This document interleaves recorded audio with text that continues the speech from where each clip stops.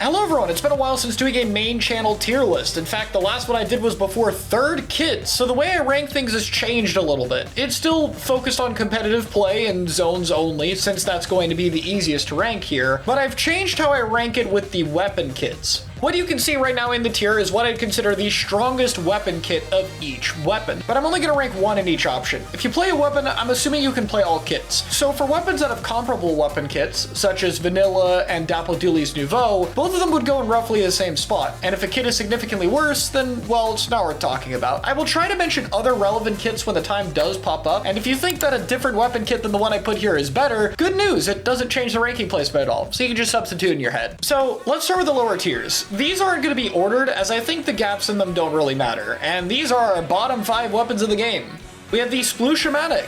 I hope this isn't a terribly surprising placement. Sploosh struggles a lot to get up close, and while it has gotten a number of buffs, including to its special, it still doesn't really have any tools to succeed in a normal environment. There's a lot of things I could talk about here, but I think the most important one is just Dapple Dooley's being better in pretty much every single way. Better weapon kits, mobility, consistent kill time, all while having comparable aspects to things Sploosh is good at, like its DPS and mobility. Sploosh just doesn't really have a kit without any major flaws, and it's a very exploitable main weapon that just isn't worth building around. Aerospray is up next, and yeah, Aerospray is not too much different either. It's a main weapon that paints a lot, and it's a short-range spray shooter. This means its fighting capabilities are extremely limited, and its playstyle is pretty much exclusively spamming a special. A playstyle that Splatoon 3 has made weaker and weaker as the game goes on, which, good. Aerospray has a kit that's alright with Sprinkler Booyah Bomb, but the sub-weapon doesn't allow it any combat capabilities. The Aerospray that does, the one with Burst Bomb and Splatter Color Screen, has a special that is not worth getting like 12 of a game, especially given how valuable mid to long range is, the things that you probably don't want to get hurt by your own screen here. Aerospray's combat capabilities are also just fairly abysmal. Poor range, horrible shot accuracy, and the kill time is just not great because of both of those factors. Clash Blaster is up next. Even with its silly, overtuned radius size, it really doesn't change anything about the weapon's fundamental problems. This weapon does move a little bit better since I last talked about it, since it paints a little bit more with each shot, but its paint output is still pathetic. The blast radius also barely paints, making it quite difficult to trap opponents. Its kill time is extremely long, its direct only combos with 2 indirects, making even that an incredibly slow kill time, and there is just so many better choices for blasters, with both S-Blast, Luna, and Normal Blaster being some of the strongest weapons in the game, which leaves Clash Blaster completely sidelined. Even its weapon kits are just not as good as those on any of the other blasters I just mentioned, which leaves it in a spot where there really isn't a reason to pick it at all over other options. I gotta be honest, Gootuber's probably the worst main weapon in the game. I've recently gone on a bit of an arc trying to 1-star every single weapon in the game, and seeing just how pathetically slow the first ring of charge time for Gootuber is very sad. This is one of the main weapons that probably does have some competition between it and the stamp kit for which one is better. I could see either or, but I truly didn't care to put that much thought into it because neither can salvage the main weapon. This is just absolutely abysmal, outclassed by Squiffer in pretty much every single way and having absolutely horrible times in fights. You cannot afford to miss a single shot on this weapon because in higher level matches, you just won't have time to get another one. The tap shot paint is its best quality, and it's not really going to be doing a whole lot for the weapon when it's going to be dying so easily to other options. This weapon's overall attributes just do not give it any breathing room if you miss even a single shot, and that amount of punishment in a game like this is just way too harsh. Last up on our D tier is Undercover Umbrella. Not too much of a surprise here, but Undercover isn't the worst thing ever. It does still paint a decent amount, and the shield can allow it to survive in some situations. With this kit probably being the best one, I guess. Torpedo is the better sub for it, but the splatter color screen that's attached to it is awful there.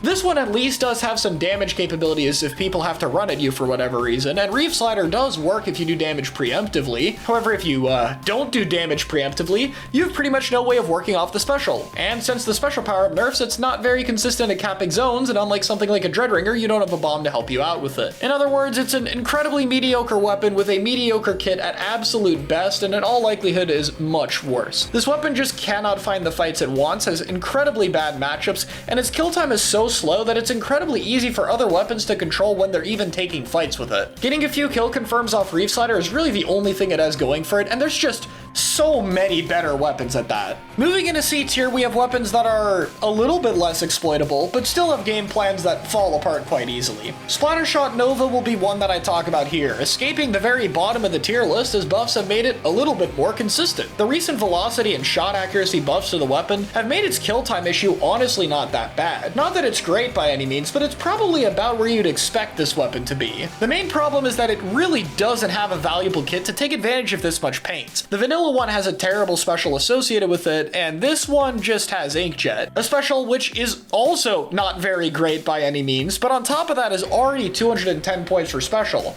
which means its output, while definitely pretty good, isn't anything entirely insane. But Inkjet just has way too many poor matchups. Nova has some combos given it's very easy to hit 2 or 3 shots on opponents, and ink binds can help a little bit when you get map control set up, but in terms of support right now, being able to fight is really important, and Nova is only okay at best at that. If it had a kit that gave it better attributes, I think it honestly has a decent shot at being used in competitive play, but the two it has right now just have way too many problems with them. H3D would be up next, a weapon that just is way too inconsistent due to having to hit a 1 burst in order to get a kill. Very poor ink efficiency, and because of that, it just doesn't really paint that much. This kit at least gives it some stability tools with wall and bubble, but certain options like Booyah Bomb or Strike will run over both pieces of that weapon kit at the same time. Its support capabilities are okay, but the weapon's poor speed and high difficulty to hit 1 burst just makes it way too difficult at dealing with so many of the options in this meta. Oh, and that also doesn't even mention its object damage, which is incredibly poor, so if it's ever fighting any kind of HP special like Crab, Bubble, or Ink Vac, it's just cooked. Big Swig Roller is up next here, and yeah, this isn't going to be too different of a story from Nova. While its large hitbox and 40 damage are good combo numbers, its ability to fight for itself is incredibly limited and inconsistent, and it doesn't really have many weapon kits for doing so. Your two candidates for options here are going to be the one that does have Torpedo but is stuck with a triple splashdown, or the one that I think is probably a bit better here, which is Wall and Ink Vac.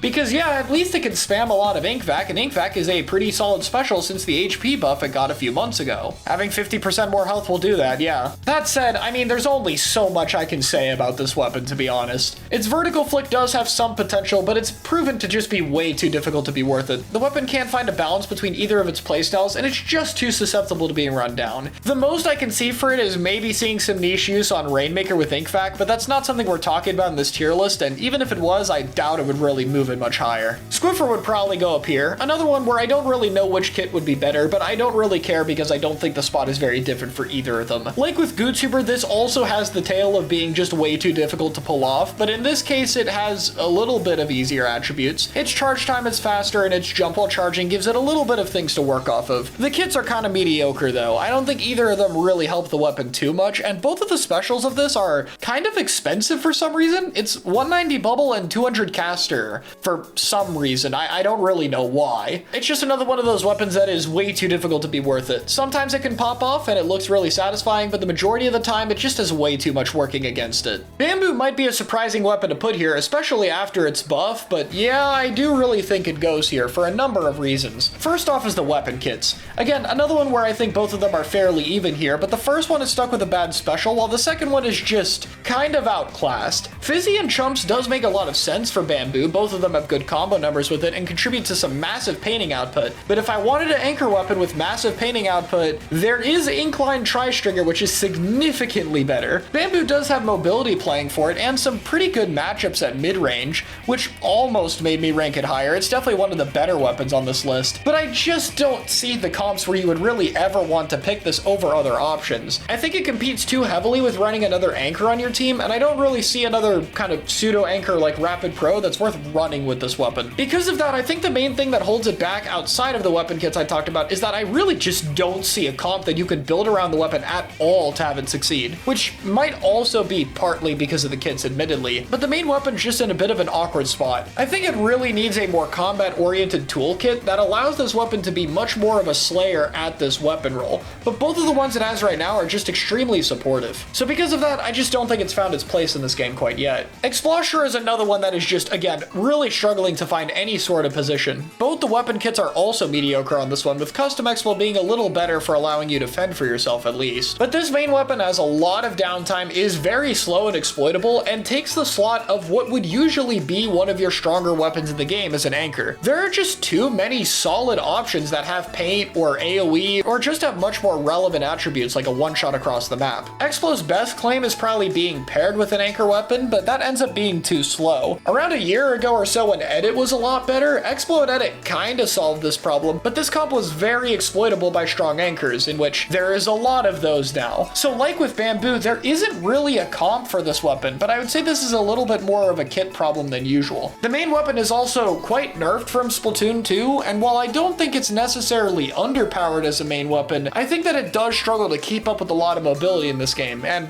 as a final note, I think that Tacticooler is also awful for it, simply because Explo's main claim to fame is how easy it is to trap people with its shots. And when you have cooler ink res, that's a lot easier to deal with. It is a bit unfortunate because I do think Explo has a lot of positive weapon synergies when building around it, even if it struggles to find a full comp that it works in. So this is another one where if random third kits get dropped one day, this might be able to be saved by something really significant there. Next up is Blob. It is a passive paint spam weapon for the most part, with some ability to go in, but it doesn't have weapon kits that allow it to contribute to that at all. Vanilla Blob is much better due to having a summon special that aren't completely terrible and conflict with the weapon's role. It at least got a little bit of better damage combos recently and DPS to objects, which is noted, but the main weapon really does not have a kit to allow it to play to any sort of flexibility, and as an option that would just hang back and paint spam at a distance, it just loses out to so many others in value. The unique form of area denial that it has with the blobs being able to bounce around does at least give it something unique to the weapon, and in a few niche scenarios that can actually be quite useful, even more so with the higher damage. But for the most part, this weapon is a bit too easy to ignore, and if you want to play passively, there are other passive painting options at that range value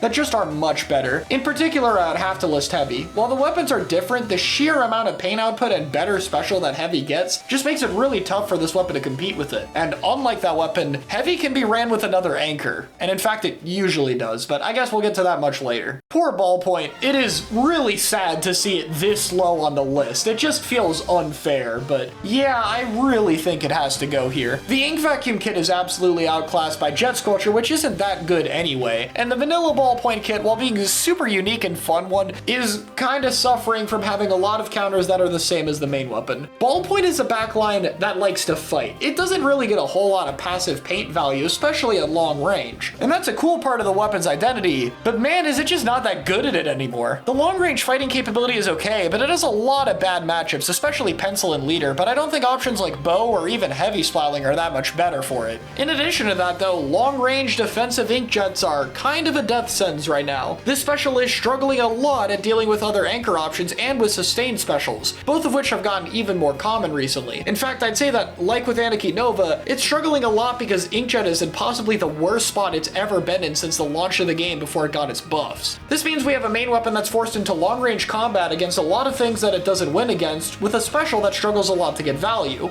The main thing carrying the weapon a bit is its short range mode, which still does retain a lot of its strengths, but there's also a whole ton of short range options that are very powerful right now, especially since 11.0. So using your Ballpoint short range mode against something like a Blaster or a Tri-Slosher is not going to end well. Ballpoint can very easily shoot up the tier list given some Inkjet or main weapon buffs, but it's definitely gotten far too much negative treatment over the years, and it's a weapon that really needs some of these old nerfs walked back. It's a super unique anchor that I really enjoyed back when it was meta, even though Inkjet on it was overtuned at the time, so I do hope it eventually gets to find its way back into the spotlight. Honestly, one of the weapons that's really sad to rank this low. Bubble Hydra is kind of interesting. It's not really that great a main weapon, but Hydra does have some unique properties. In fact, I'd be a little scared of this getting a paint buff the same way Heavy did, as I think it would help it quite a lot. As it stands right now, when full charge, Hydra's DPS, paint power, and ability to deal with HP specials is pretty good. It does still suffer from a lot of backline matchups, but not as bad as Ballpoint does, honestly. And Bubble is a really good special for it. If you're able to set it up, it is honestly pretty nice, and in the monthly challenge, we even saw it a little bit in tower control. Though again, that's not a subject for this video and wouldn't really move the weapon up that much either. I still think that the weapon's incredibly slow speed necessary for balancing it creates a bit too much of a problem for the weapon to work around right now. Again, unless if maybe they give it some insane painting buff like what Heavy got. As its ability to get Bubble more frequently would allow it to deal with that problem by just just setting up as a defensive turret. Not sure if we want to deal with that though. As of right now, Hydra does definitely have its moments, and the main weapon can't be underestimated, but it also is just dealing with a lot of counters due to its slow speed and difficulty to set up. That makes it very hard to match the pacing of this meta or the anchor matchups that you're going to be dealing with. Last up for this tier is the custom Dowser dualies. I can't believe the 2-frame end lag buff didn't do anything here. Dowser dualies did not have enough long distance pressure to be an anchor. It doesn't paint well enough to be a support, and it doesn't kill well enough to be a slayer. It also definitely lacks the proper mobility to pull attention from other players. This weapon just cannot find its spot, and none of the buffs it's getting are really helping it with that. It does not have a clear identity in the slightest, and it needs some significant buffs, and whatever area the devs want it to be, it needs some significant buffs in that direction. That said, the main weapon still manages to sneak here through having an incredible kit in custom Dowser dualies with Burst Bomb and Tri-Strike,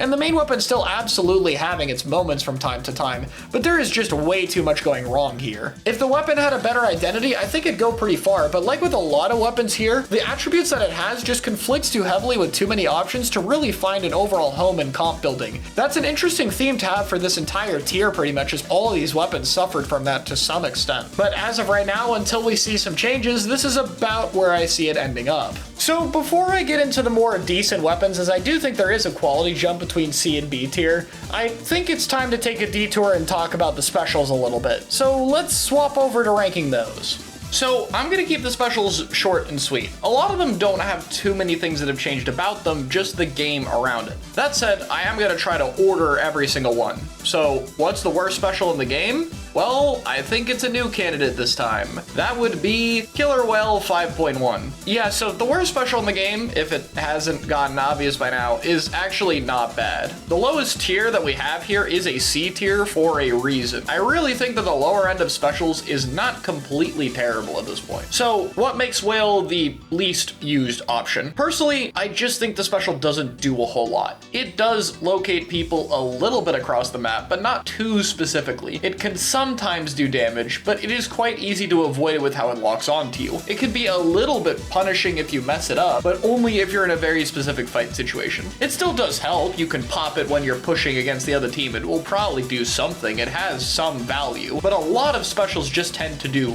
way more than this one does. Inkjet is gonna be barely higher for me. It has fallen very, very, very far from grace here. I think this special kind of has two main problems, which is one, it struggles into backlines and there's more backlines than ever before, and two, it struggles into HP specials and there is so many HP specials. It can break Crab alright, but it does absolutely no damage into Inkvac and Bubble, and those are very common right now. Inkjet's value is just way too inconsistent. It has a very easily punishable recall, and it has far too many bad matchups to find a lot of its strengths. In addition to that, in order to maintain some consistency, you're also going to need to invest a good bit of special power into it. There is just too many things going wrong for it at the same time here. Zipcaster's in a similar boat, another special that's fallen very far from grace, in this case due to largely similar reasons. This one's a bit better against HP options, like you can zip through an Inkvac occasionally, but the main weapons at this point have so many one-shot options that are very good at shutting this thing down. A lot of weapons that can fight off Zipcasters fairly effectively,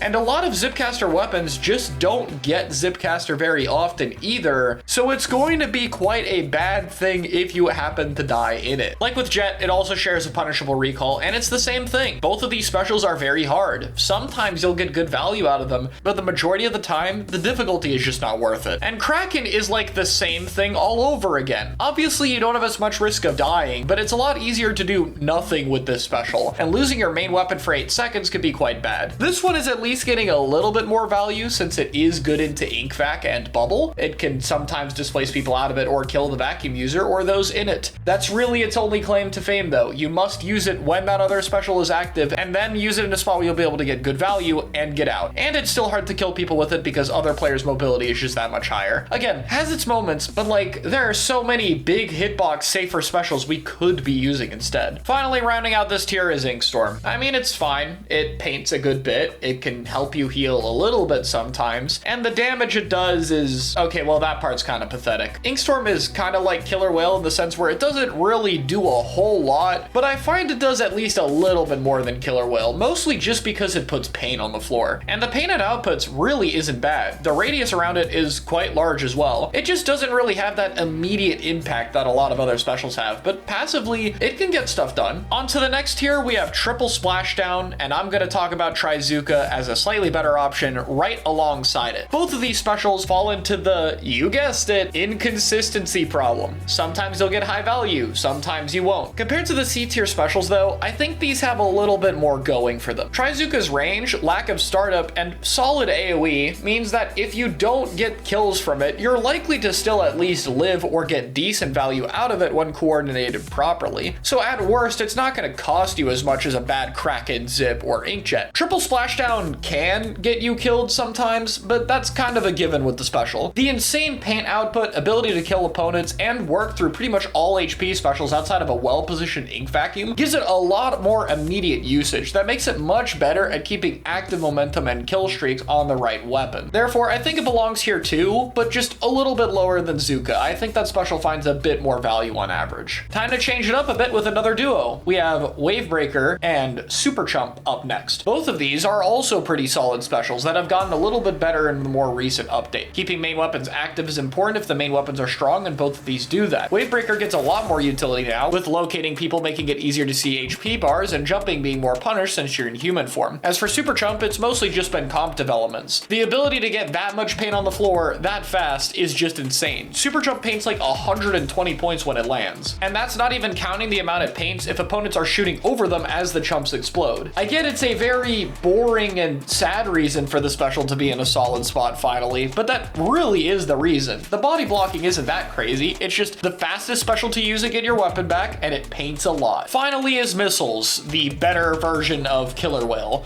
So there's not a whole lot to say here. It's all the things that Missiles used to do, just weaker due to the smaller outside hitbox and 10-second cooldown compared to Splatoon 1. The damage numbers from even a single missile are threatening enough to work off all options, the shot calling capabilities with locating people are much better, and the ability to displace people regardless of range and for the entire team are still broken qualities that are really just balanced out by the insanely long 10-second cooldown. Next up in A tier, we have a lone special, the Reef Slider. It's gonna be the only one here, and I really don't have much to say about it. And it's mostly because this is the last of our inconsistent special options, which might be surprising to some people, but I really do think this is the last one. Reef Slider can have insanely high value. It still paints enough to cap zones well with some special power up if people are helping you out, or with a lot of help if you don't have any, so it could be sometimes useful for that, but its combat capabilities have been what have really been tuned up. Sure, you don't travel as far, but the hitbox being higher makes it much more consistent at a lot of spots that would normally be safe at evading the special. And, well, it's just a giant explosion radius. Again, unfortunately, there's not a whole lot interesting to say about the special. Its 220 and 70 radiuses are just both very large and consistent at hitting people. If you use it in a big team fight, the giant paint and damage radiuses will be very likely to work with you. However, if mistimed or not positioned correctly, you can very easily just get blown up, and you also need Tacticooler to have a viable escape option out of it. So it will either be massive value or do absolutely nothing besides get you killed. This is the dynamic of the Reef Slider. Next up for S tier, at the very bottom of it is the Crab Tank. This might be kind of surprising, but Crab, again, has a lot more counters than it used to be, and this has kind of just been the common trend. A lot of other specials have been getting stronger and therefore have been getting better against it, with the most recent specials being Ink Vacuum and Ultra Stamp. I will say its dynamic with Ink Vac is at least a little interesting because you can be one of the few options to fill the vacuum up and kill the user before they can shoot. However, that is a big trade-off because you are also giving a full charge vac, which is basically giving them a thrown Booyah Bomb if they don't die. So you really don't want to mess that up. Crab is still safe a lot of the time. Its AoE shot is still very good. Its damage per second with the standard fire is solid. It's all the things that Crab has done since the start of the game. It's still a special that has a whole ton of options and unique skill expression. So I'm glad it's still here. But when fighting fighting it, it just has a lot more options against it that make it a bit weaker than it used to be, though honestly in a fine spot to me. Up next is the Ultra Stamp. Being slightly nerfed in the recent version with the smaller hitbox, I still think it's one of the better specials. Is this really not in the inconsistent category? Okay, well, maybe that's not fair. Ultra Stamp does have some inconsistencies, but I think it's largely a skill issue at this point if I'm being honest. If you're in a good enough spot to use the rush mode should work fine. And if you're not, you have a throw mode with a giant 220, even if not as giant, and a even larger 60 damage hitbox. That variety of options should give you more than enough to find a use in combat, and the variety of uses between the rush mode and the throne mode gives you options at a variety of ranges. Add on top of that the throne mode can give you your main weapon back very fast, and you have an incredibly flexible special. And that isn't even talking about the fact that it's one of the best options against HP specials. You can throw it at a crab, you can hammer through a bubble, or hammer through an ink vacuum. The matchups are obviously a little bit more back and forth than that, but the point is Ultra Stamp really has an option for pretty much every single scenario, while also being quick and easy to use for pretty much any weapon that has it. This means it flows incredibly well and just has a whole lot going for it. Big Bubbler would be up next. I think this is about a fair spot for it. Bubble has some difficulties getting set up and has its fair share of counters against it, but when set up, Bubble has a ridiculous amount of staying power. The sheer amount of HP it has can be very difficult to work through, and it can stay up for a ludicrously long time if opponents aren't able to shoot it down at all. Putting it on high grounds or key positions can allow you to stand in places that you just couldn't normally do otherwise, and people are only getting better at using the value from it.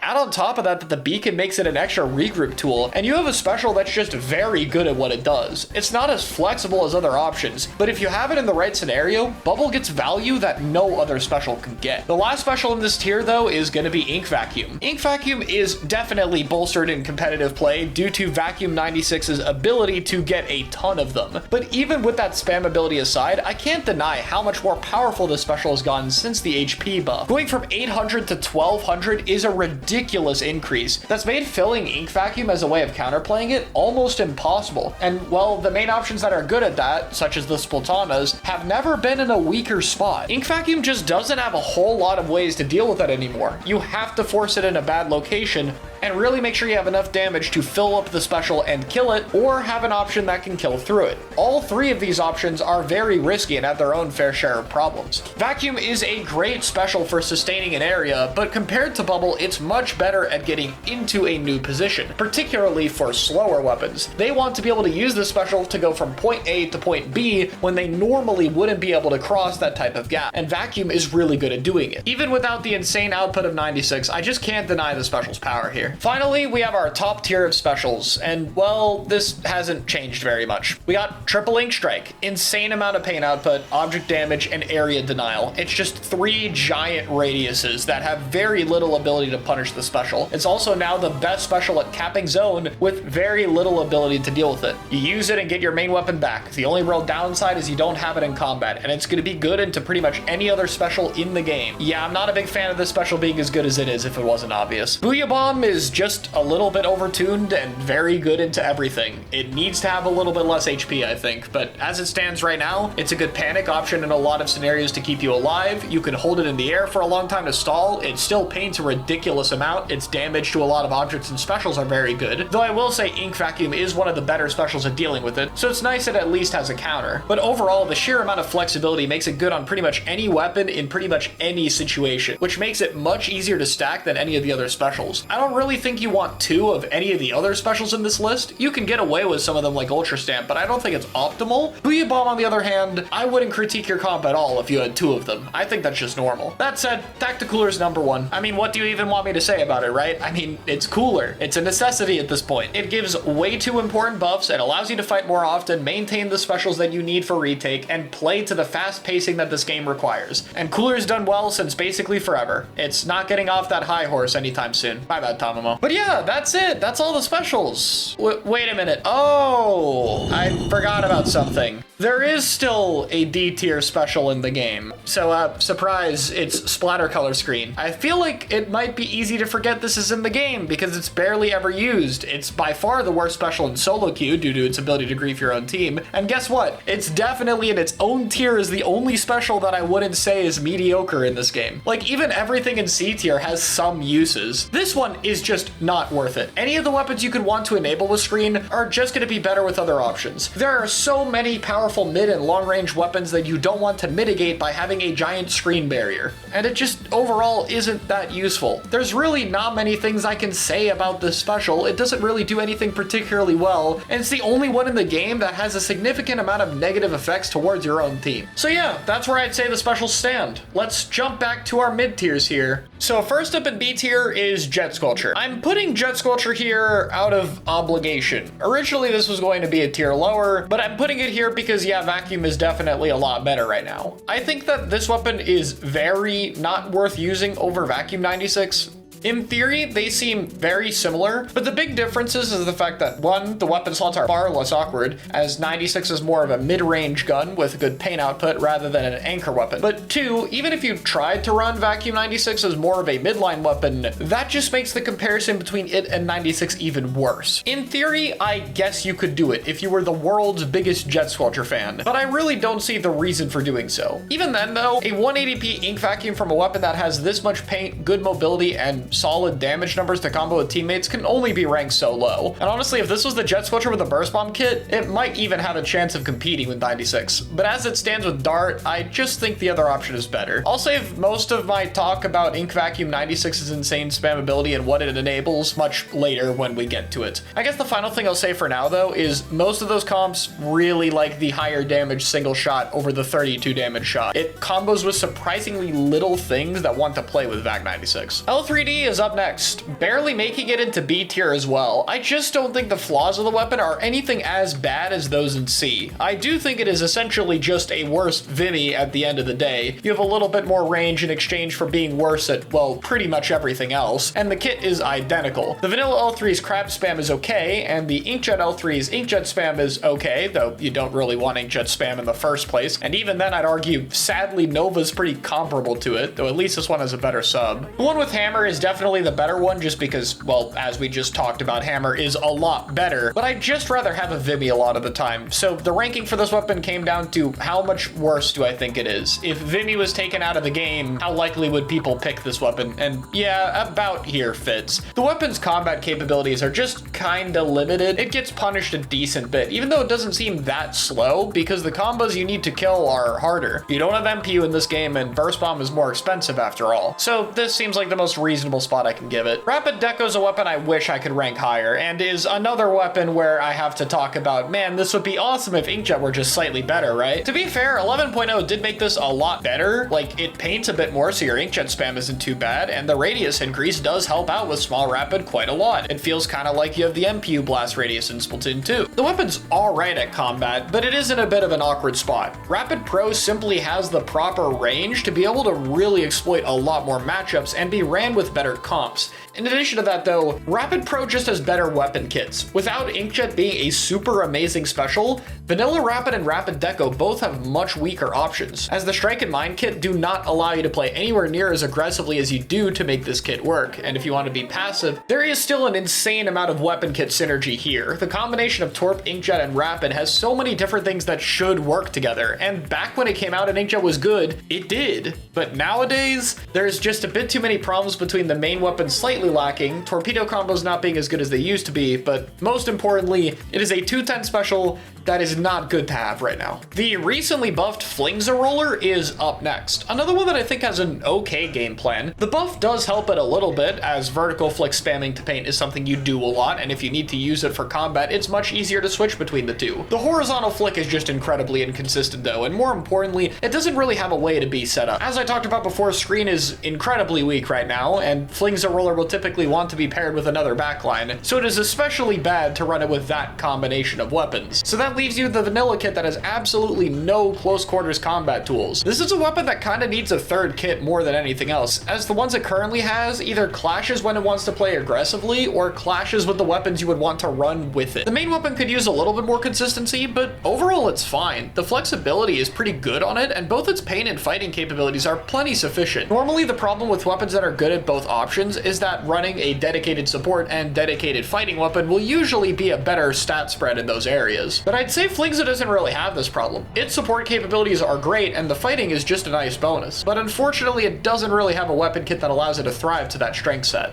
Vacuum Charger is up next, and Charger as a whole might seem like it's in a really low placement, but even B tier is honestly being generous. We don't really see this weapon at all outside of Rainmaker, which isn't ranked in this video, and even then, the reason it's used in Rainmaker is just because there's a lot of Charger players who would like to play a Charger in Rainmaker. Objectively, there's honestly better options to pick. So what's the problem here? Well, as weird as it might sound for Charger of all things, I think its matchups into backlines are honestly the issue. Against Pencil, the weapon has a bit more range than you do and has a much easier time hitting shots and maneuvering around you. If you don't take fights with it, its passive value is better. Leader is self-explanatory, it, has more range. But then Tri-Stringer, Heavy, and Rapid aren't actually that much better for this weapon. Heavy can completely avoid fighting the weapon and has a close enough range value to not be terribly bad. Yes, obviously if it's just the Heavy running at the Charger, it's gonna lose, but Heavy paints a ludicrous amount. It doesn't really need to do that. Tri-Stringer also has a range value to match this one and can play passively more than you can while having options to hit around walls and corners. I'd say that's a negative matchup for sure. And then lastly is Rapid Pro, a weapon that will usually have a lot of options to deal with this if it's being ran or be paired with another anchor usually, which also holds true for Heavy. So even if Rapid Pro and Heavy were to be arguably solid matchups, they're going to be ran with a Pencil or a Leader or a Tri-Stringer, and then you're going to have to deal with it anyway. Chargers might be pretty good with their matchup spread, but they need to utilize that and their space control in order to get good value, or else passively they're a burden to their team comp in a lot of areas. This holds true for Leader as well. Leader just has the oppressive matchup spread it needs, and this one doesn't. In exchange, what you get are better weapon kits, but they're not enough to make up for this disadvantage. It doesn't matter which Charger kit you think is best here. I tend to lean with Vacuum Charger because it has more up-close tools, which at least lets you play into what this Charger is better at compared to Leader. But even then, none of those better toolkits are able to make up for the main weapon being in such an awkward spot. Not really sure how you fix that, honestly, but maybe we can make the specials a little cheaper? Who knows at this point. Octobrush was another weapon I considered moving up quite a lot. Personally, I think Octobrush is a little bit underrated. Its painting capability is decent, especially now that they buffed its ink efficiency, and it has solid bombs to use alongside that. That doubles as being useful in combat since it can switch between sharking and its mobility style. You have a lot of different options for both being able to hang back when you need to and going in when you want. Because of that, you can also get very cheap special weapons that have a lot of synergy with it. Everything seems to be working out quite well until you look at what the specials are on its two best kits, which is Kraken and Zipcaster. Synergistic with the main weapon? Absolutely. They create a lot of potential there, and I honestly think the Kraken Octobrush is a super underrated weapon in Rainmaker that I'm surprised doesn't see more use. But when it comes to zones, these specials are just not that good. And while Octobrush is a solid weapon, it doesn't excel in any area. I talked about that with Flingza briefly, but here's where it pops up. I'd argue that Tri-Slosher and Luna Blaster are both much better options. Luna is less flexible, but its hammer kit gives it much better options against other specific comps, such as those with Ink Vacuum. And Tri-Slosher's ability to get a Tacticooler isn't also just a better special, but one that can really let it lean into a more supportive style when it needs to, while its slaying capabilities are still better than that of Octobrush. Obviously, this weapon isn't entirely outclassed by them. It has a bit of its own unique qualities, but without powerful specials to back it up, I think the other weapons just are a little bit too much better than this one. I'm not sure which Paintbrush kit would go here because they're all honestly really even, so for the record, I picked the Wave one since I think Wave got a little better in 11.0. But Paintbrush is a weapon that I think kind of loses out in the 11.0 changes. It's easier to hit when rolling and, well, is stuck standing and shooting with a pathetic strafe speed a lot. So it's been made an easy target. Even rolling doesn't fix this, as rolling is this weapon's best mobility trait, and, well, you're easier to hit with that too. Outside of that, it's just a case of mediocre weapon kits once again. All of your specials are either consistently inconsistently mediocre value or inconsistently switching between high and low value. The subs aren't anything to write home about either. Curling Bomb's mobility is okay, Wall can save you sometimes, I guess, if I'm being really generous, and Point Sensor can do about what you'd expect out of Point Sensor. The main weapon has its moments, really. I mean, if you can get in and get the jump on people, the damage output on it is absolutely ridiculous, and it is very forgiving. And that style of more stealthy play is pretty good right now. But Paintbrush's weapon kits are just kind of lacking, and when it comes to stealthy weapons that want to get up close, Rollers, Blaster, Luna Blaster, Tri-Slosher, there's a lot of competition for that field that generally have other better qualities to work around. Paintbrush still has a lot going for it though, so it's not bad. Dually Squelcher sadly is barely making it here. Squelcher is a weapon that has some unparalleled mobility for its range class, which used to be very notable at the time, but nowadays, the main weapon is really lagging behind. 11.0 has made it a bit of an easier target, while in exchange, the weapon still struggles to get damage properly. Its shot velocity, shot RNG, and shot damage numbers are all pretty bad. Some of those weaknesses are probably fine on their own, that plays into the weapon's design, but dealing with all three of them at the same time, while also having mediocre weapon kits, isn't great. I think the kits actually complement the weapon pretty well. I know I just called them mediocre, but it's more the power level of them is mediocre. None of the tools are really that exceptional. On a good main weapon, that's totally fine. All of the specials will keep your main weapon active, and that can allow you to play to whatever your weapon can do. But that's exactly the problem. Dually Squelcher as a main weapon isn't really good enough to take advantage of a lot of its strengths because of the problems I just listed. Its mobility is still very good, there just isn't as much of a threat with it because the weapon stats are so low that you can probably deal with it a lot more easily than you might think. So because of that, having weapon kits that don't create a power spike just further decreases from the threat problem. Even its bomb doesn't help that much with that because Dually Squelcher is also a really ink-hungry weapon that can't use it very much even if you're playing the vanilla kit. This weapon feels very similar to how Brella did after it got its damage gutted, to be honest. It feels like it still wants to play the same way, but it just totally lacks the power to do the things it used to do. So we gotta see something change with it. Speaking of that, Tetra Dualies is honestly a very similar story. Used to be good at the start of the game, but is struggling more now. Obviously, once again, this is a factor of 11.0, which in this case I think they kind of realized because they did give Tetra a small buff alongside that, and the Reef Slider change has been solid for it. But overall, I think the weapon still struggles. Its damage numbers are low, and its kill time is still not the greatest. Its range value isn't really enough to compete with mid-range weapons, so matchup-wise it can still struggle a lot. And its points per special, while not bad, is still pretty hard to get a lot of Reef Sliders with because you just die so much that it's very hard to keep up the numbers, which would actually be quite helpful on this weapon. It just struggles to fit in comps-wise, honestly. Its killing power just isn't good enough. It's not a very complicated reason for the weapon to be mediocre, but that's really what it is. It has some solid mobility at times, and its kit works fairly well, but it can't secure kills enough to be worth picking. A small change could easily skyrocket it up the list, honestly, but as it stands right now, this current version of Tetra isn't cutting it. Last up for B tier is Reflux. Yeah, so this weapon has a main weapon inconsistency problem. Getting kills with Reflux is hard, and this is something that we talked about a bit with weapons like Squiffer, but it does apply here. The difference that allows Reflux to be a lot higher is it has more tools to work around that. It has some very solid weapon kits with all three of them having notable qualities, though I do think the Torpedo and Booyah Bomb is the best one, and more importantly, it also paints really well, and if you don't get a one-shot, the damage numbers are pretty good at working off of teammates. This means even though it does suffer from that main weakness, it's not as bad of a problem to have. The weapon has a lot of traits that can work around it, but I'd argue it does still hold it back from being a truly good weapon. Its fighting capabilities are just very difficult, and because its range value is so short, there's a lot of things that can end up punishing it in the current meta. Playing Reflux into something like Blaster just does not sound fun.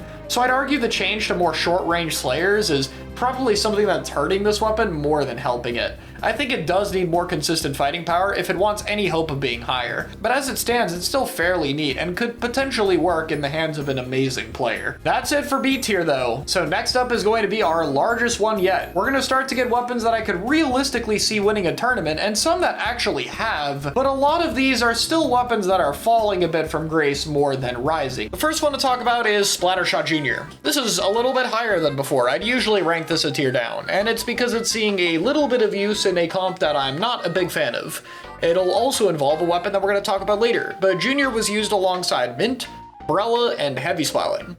This comp has pretty good mobility, but incredibly high tanking and painting power, and that's kind of the idea. You have 2 big bubbles, a Sharky Mint Decapitator, a Brella with its own shield, and a Wave Breaker. On top of that, you have insane paint between Junior, Heavy, and Brella's Tri-Strike as well as the main weapon. It is not a fun playstyle to deal with, but it is a solid one. As of the time of scripting this video, the highest placement it's gotten in an area cup is losing in semifinals for a tied 3rd, which admittedly is pretty solid. Outside of this niche use case though, I really do not think Junior is worth it. It can contribute to paint and bomb spam, just because the main weapon with its larger ink tank and low points for special can do that fairly well, but that's really about it. I think short range wise, it suffers a lot from many different matchups. Big Bubbler is usually better suited on weapons that can fight more effectively out of it, as we'll see higher on this list, and overall I think it really only works with some strange niche strategies like this, and in general compositions it really doesn't find a place. Speaking of weapons that don't really have a place anymore, we have Splattershot, barely making it into this tier as well, frankly. As we'll talk about with other short-range shooters and short-range mobility weapons in general, a lot of the best options in this game are very good at dealing with them, with a lot more short-range slaying options being prevalent recently in particular, as well as buffs to things like Blaster AoE in 11.0. This means, in general, the short-range support is struggling right now, let alone talking about Splattershot with its weaker Trizuka. It is 200 points for special now, which does actually make it a little bit better at getting it quite frequently compared to other short-range shooters with their specials. However, Zuka is quite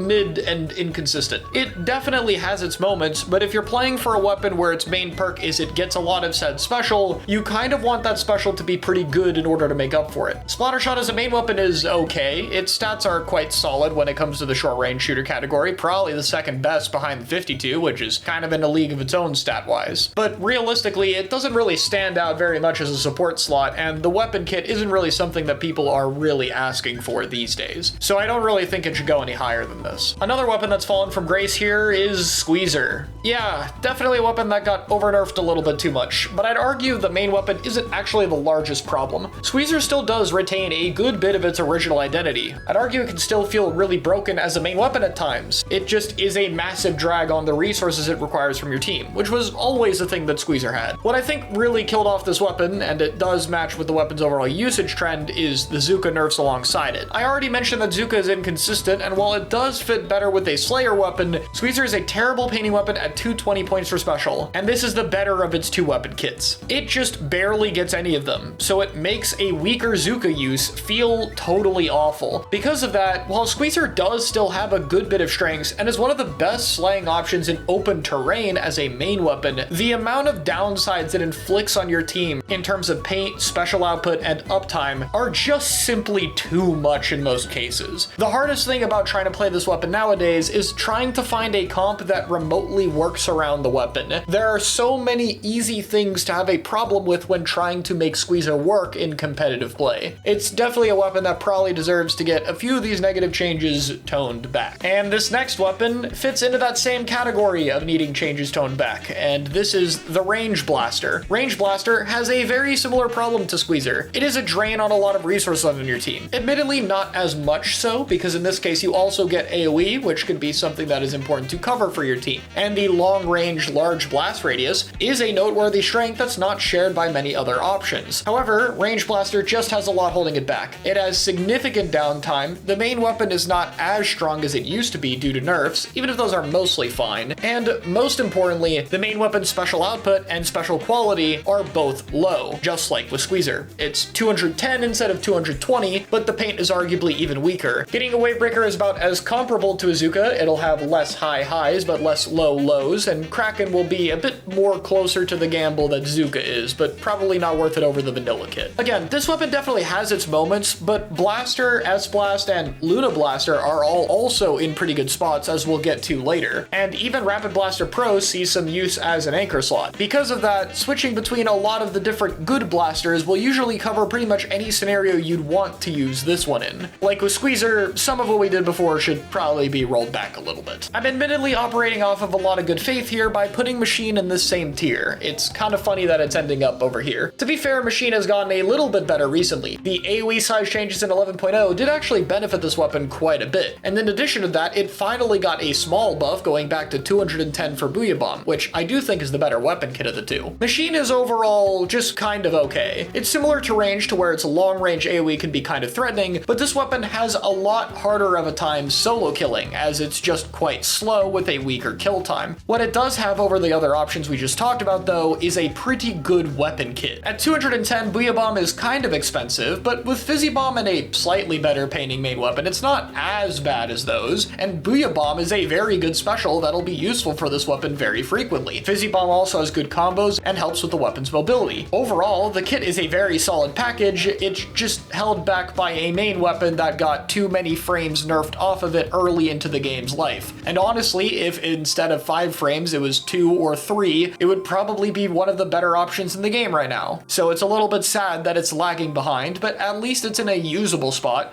I think it's possible to see a big tournament win with this weapon, even if it's very unlikely. Nautilus is making it up here. It always seems like this weapon might break out of this tier, but then it doesn't end up happening. In this case, I still think the weapon kits are the big problem. It can struggle a little bit with AoE matchups, but the abundance of short-range slayers, if anything, should give this weapon a lot more merit to be used. It's a lot better into stuff like Blaster, Tri-Slosher, and especially Roller with its point sensor is honestly probably the best niche that it has. But Nautilus's 2 kits just aren't that great. Both of them are not expensive for points per special, but not cheap either, and both of the weapon kits are kind of mediocre because of these specials, with Inkstorm having a middling effect and Splashdown lacking a lot of synergy with the main weapon while also not being that good. The vanilla one being probably slightly better here. Nautilus as a main weapon is still very good at what it does, bullying short range and having pretty solid paint flexibility for a Slayer weapon, but it's really a weapon that just needs a better kit than what it has now. Added to the list of options that, should it get a 3rd kit one day that's very good, it could end up being one of the better weapons. As of right now, it'll have to live down here though. Joining it is Heavy Edit Splatling, a weapon that has been dropping off for some time now, but I don't think it's going to be much lower than here. In current day, I'd say the 11.0 changes probably don't help it very much given how long it has to be standing, but overall I would say there is just much more options for Tacticooler and much more options for Splatling. Options like Mini Splatling and Heavy Splatling are very good if you're a Splatling player, so like with Range Blaster, even if Edit is good, you probably have other options to play if you are a Splatling player enthusiast. Cooler-wise, there's just far more weapons to pick, from Tri, Dapple, Zap, and even Dynamo, which means there's a lot more competition for this thing. As a main weapon, I think Edit's alright. It has very good mobility, and while mobility is struggling right now, paired with the range it has, I think it's a pretty notable strength. The individual shot damage isn't great, but the DPS is pretty good. If I had to pick an overall weapon weakness though, I would say it's the charge time. 120 frames is very long, and without that charge, you don't get as ridiculous paint and, well, you know, the kill time as you probably should. I do really like this mechanic from a game design perspective. If anything, Heavy Splatling's overtuned paint has given me even more appreciation for it, though it honestly kind of shows how silly it is. Heavy Splatling has a 72 frame charge and paints significantly better than this weapon while having similar combat capabilities. This weapon takes about 50 frames larger, and while it does have some better trade-offs for it, yeah, I don't really know if you can justify those 50 frames. I'd also even say the Crab Edit has some stuff going for it, as its spammability of the special is quite good, so it could work with another kind of weird backline option like Rapid Blaster, for instance. But overall, I think its matchups into defensive weapons and midlines are both very tricky, while the overall charge time leaves a lot to be desired. There's just a few too many small problems working against this weapon at once,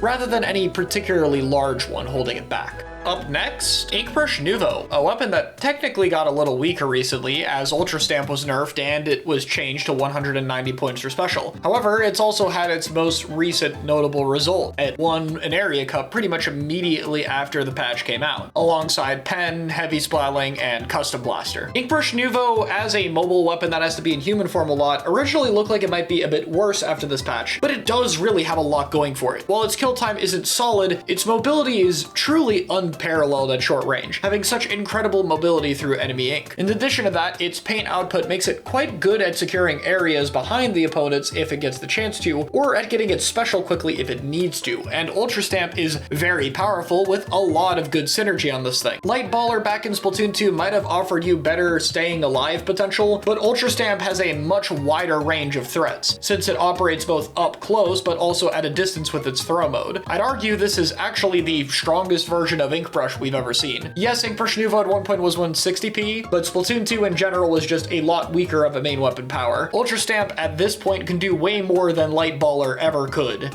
and it's still incredibly threatening. It's really that duality of main plus special weapon that I think really gives Ink Brush just so many different merits right now. The weapon also has an insane amount of gear freedom, which is another good strength for it. You can pretty much run your entire build to quick respawn comeback stealth jump if you want to, and that allows you to go in and take a lot more risks than you would be able to usually. So that's also pretty good. Ink Brush just has a very solid niche. It is good at doing what it does in a way that no other weapon really competes with it, and has a weapon kit that's very solid at it. So what makes it down here? Well, really just kind of a lack of results and the fact that other options just seem a little bit better. Ink Brush's game plan is unique to it, but that doesn't mean it's particularly easy. There are a lot of viable counters to the weapon, a lot of ways to play around its strengths, and that can be very challenging, while it's also a little bit picky comp-wise. If it was better, I think it would be an option we saw a little bit more results from. As of right now, I feel like this is a fair placement, and it could be higher in the future, but I do really think the difficulty of the weapon at higher levels of play is going to keep it from seeing too much use outside of its notable users.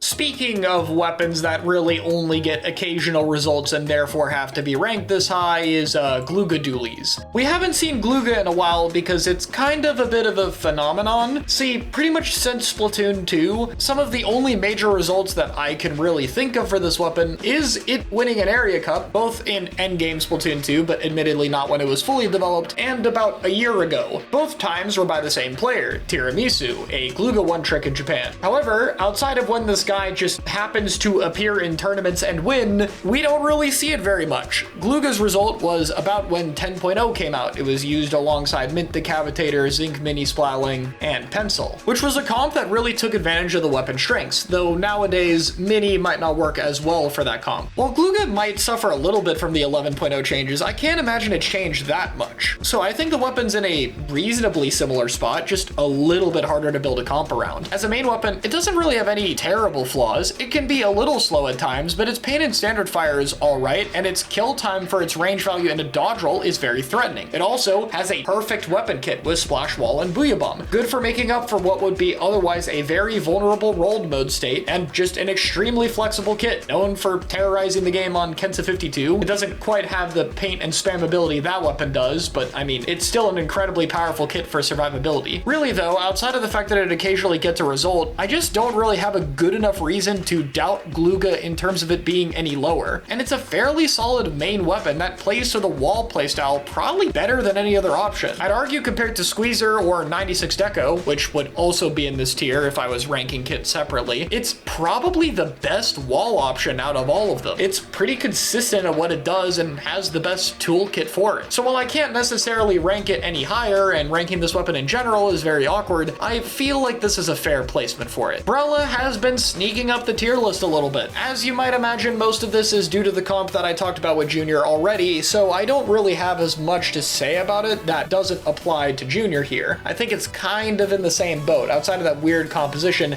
I don't think it has quite enough strengths to see use yet. That said, the main weapon is a lot better than people give it credit for. 11.0 made its damage a little bit more consistent, and the extra ink efficiency is actually quite good for the weapon. Its pain output and uptime are quite ridiculous, and while its shield is still more ink hungry than it used to be, the shots being at the same as Splatoon 2 is pretty ridiculous. Brawl is still not an ink efficient weapon, but it's not really that ink hungry anymore either. That gives you a lot of gear freedom and two solid kits. Sometimes the jetpack one could be good for fighting a bit more often, but really the Tri-Strike, while it lacks synergy with the weapon, is the far stronger special for it. I'd say that this weapon is alright. Compared to short-range shooters, it lacks in kill power, but hey, those are struggling too, at least. The Brella Shield at least gives you a little bit of unique utility, even if it's still struggling a lot matchup-wise. Looking at you, Vanilla Blaster, for once again being very good into so many interesting weapons here. But overall, it does still lack some synergy, and the main weapon can't play to its kill power as much as it probably should be able to. So there's a little bit of potential there, and it's probably almost in a good spot. Speaking of almost in a good spot, Recycle Brella's gotta be up here too. It got second in an area cup, while we're bringing that up since that is kind of the most prominent thing to mention for so many of these options, and it's overall a pretty solid weapon at this point. Its paint is pretty good, it has amazing synergy with Big Bubbler, which is pretty good for it, and the main weapon's damage output is quite ridiculous. The shield is even useful in some certain matchups, as the HP buff it got a while back honestly makes it pretty solid, such as being able to tank 2 slosher shots instead of 1. Doesn't sound like a lot, but with how quick Recycle can kill, needing 2 shots to break the shield is often too many. The regen rate of the shield also gives you a lot of utility, both in terms of how much it paints, but also the amount of times you can use it to tank smaller amounts of damage. The weapon is still incredibly difficult, and well, it kind of still lacks a notable sub. Having something to help with its combat capabilities would have made a world of difference, but the main weapon is still, like with Brella, just 1 or 2 small buffs away from being in a pretty good spot. There is definitely a lot of potential for this weapon as it slowly carves its own unique identity. Tenebrella is barely sneaking onto this tier. This was another weapon that was very close to being in B tier, and I'm very much operating off of faith from 2 or 3 changes here. The pellet shot change makes it a little bit more consistent. The ink efficiency buff obviously does help a little bit with its uptime, but mainly, as you can tell from which kit is being ranked here, it's because of vacuum. Obviously, Tent can't spam vac anywhere near as good as Vacuum 96, and again,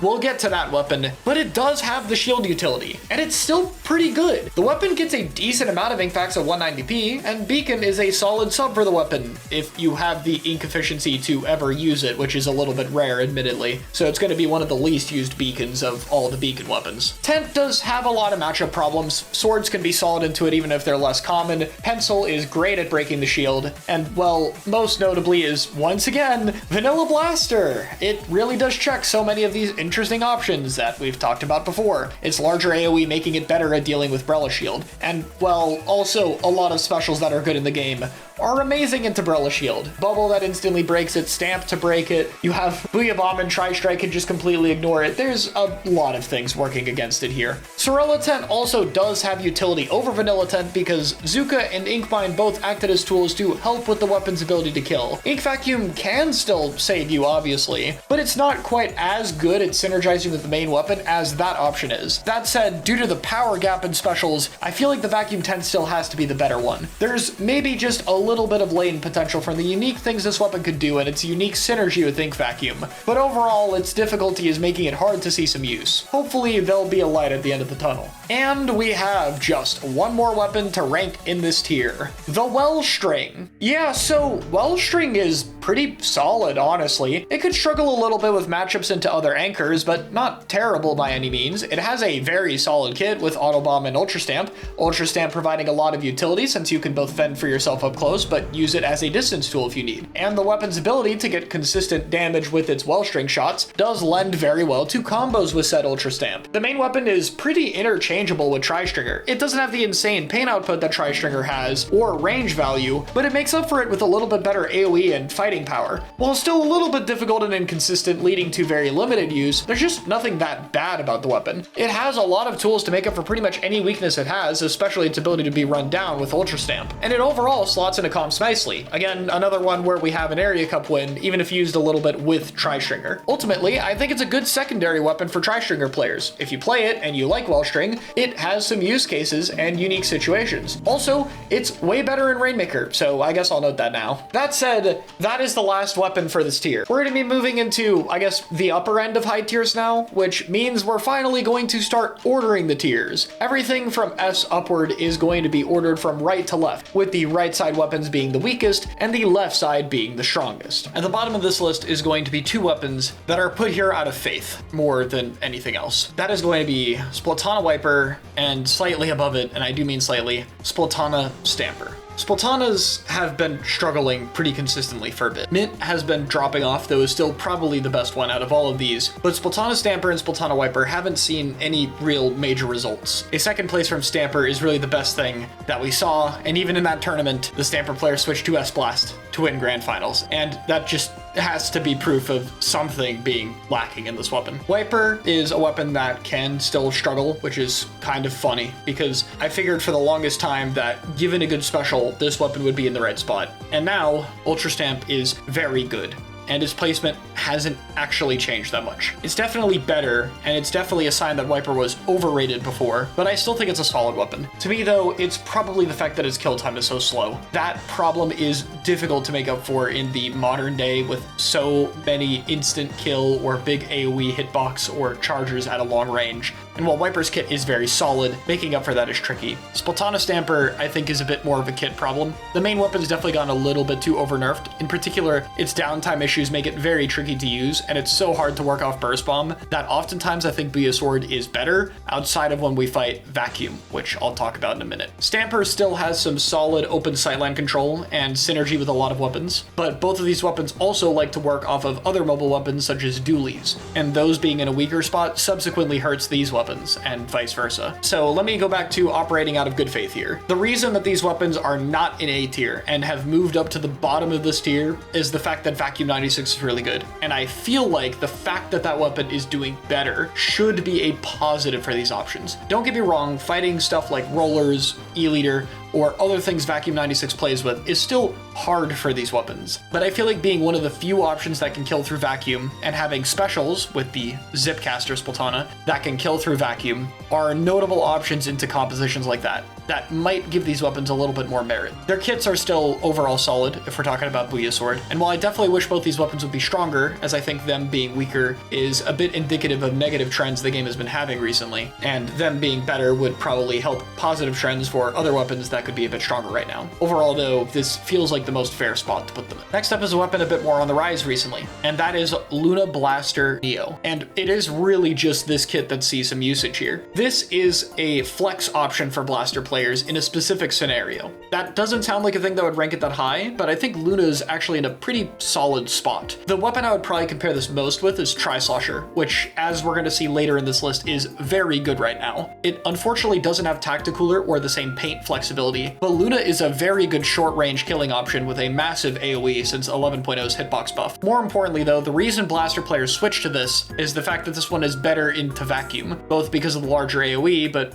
more importantly, Ultra Stamp being great into it. This means that it can be good for switching into that option, but unlike Splatana's, this isn't really theory. This weapon is much easier to switch to if you already play other blasters, which makes it very simple as a flex pick for blaster players. So I can rank it highly here because it's very easy to see pretty much any of the best blasters switching to Luna to fight in the scenarios where it's worth using. The other thing that I think puts it here is even outside of those scenarios, Luna's still a solid weapon. Its kill power up close is still good, the AoE is still valuable, and the weapon kit is still strong. Even if we're ignoring the Vacuum niche possibilities, 11.0 has made it a lot more of a consistent weapon, since as a short-range blaster, it's been one of the biggest beneficiaries of this hitbox buff. So yeah, definitely still a niche option. This is still high tier after all. We're not getting into weapons that are seen everywhere, but I think it does have very good use cases. Dynamo Roller is up next. This weapon struggled to get results even with the 11.0 buffs, but it's undeniable that the weapon is better. 11.1 did nerf it slightly, and while that does negatively affect the weapon a little bit, I still think it's in a pretty solid spot. Dynamo Roller has a large hitbox on its horizontal flick and very good paint output with a solid 200p Tacticooler kit. However, the weapon's slow speed can make it an easy target, especially with 11.0's hitbox changes, making Dynamo even easier for other weapons to take out while it's using its flicks. While the vertical flick is better, it is still not a good flick. It's mostly useful if you can't use your horizontal flick to poke, or if you really need a bit of extra range for your paint. It at least is better at that second part, but if there's one area this weapon could get a bit of compensation buffs for the 11.1 nerfs, that is probably it. That said, the slow speed and high downtime is the main reason it's not higher on this list. This is proven to make the weapon actually quite difficult at top level play. There is just a lot of weapons you're going to fight that are able to deal with you, and small mistakes are punished very heavily. There is a lot of prevalent backlines and a lot of prevalent mid-range weapons that are able to take out this weapon consistently. Yes, it bullies short-range options, and sometimes that's good into other short-range slayers, such as Tri-Slosher for instance. However, this is also the time where short-range shooters, dualies, and other mobility options are at their weakest. You're much less likely to find matchups you're able to exploit. That said, the AoE power on a support weapon cannot be overlooked here, in addition to relatively solid paint and hitbox sizes that overall still give the weapon solid use cases. cases. It hasn't gotten a win yet, but I think it's gonna happen. Speaking of short-range weapons that have been dropping off is Dually, barely making it above some of the other options in this list. Dually is unfortunately probably one of the more negative trends of this patch. Its crab got even more expensive, and it really doesn't benefit from many of the changes. Like I talked about before, the hitbox changes have been hurting mobility weapons. Matchups against things like normal blaster especially are really difficult for this weapon. Dealing with double anchor thanks to heavy spiraling and its increased paint and wave breaker output is especially bad for Dually in particular.